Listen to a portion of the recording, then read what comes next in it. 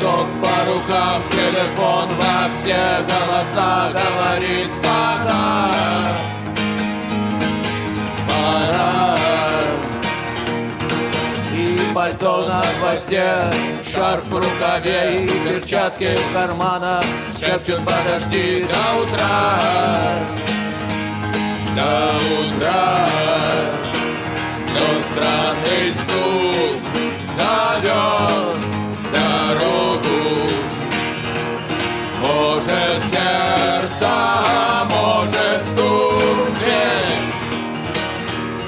И когда я обернусь на пороге, я скажу одно лишь слово: верь.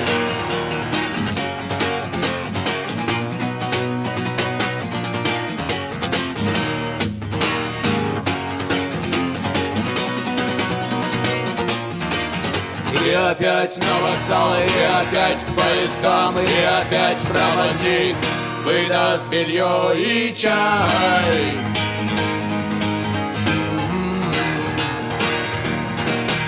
И опять не уснул, и опять сквозь грохот колес мне послышится слово: прощай. Но странный стук зовет